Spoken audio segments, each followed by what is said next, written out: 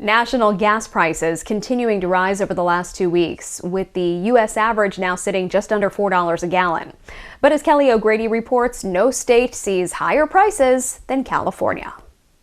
You may have noticed that gas prices are rising across the nation, but nowhere is near as much as in California. Now, Governor Gavin Newsom is calling for an investigation into price gouging. He recently tweeted, "I'm calling for a special session to address the greed of oil companies. Gas prices are too high. Time to enact a windfall profits tax directly on oil companies that are ripping you off at the pump." The idea would be to tax profits above a certain amount and then redistribute that money back to drivers with a gas rebate. Now, that session is going to begin December 5th, conveniently after the midterms, given that raising taxes is never a popular thing to do.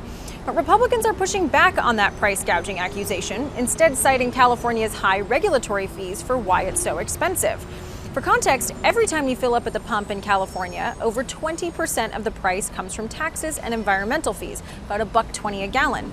Many oil industry execs warn a windfall profits tax on top of that would be detrimental, telling Fox Business, Governor Gavin Newsom has the ability to quickly lower gas prices by suspending gas taxes and his regulatory program costs, but he's deliberately chosen to make another policy decision to further increase costs on consumers through yet another tax on fuel.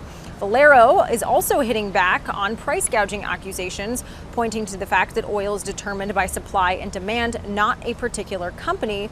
But the reality is that these oil companies, they're not racing to drill more, produce more, because California has made it very clear that the future does not lie in fossil fuels, but green energy.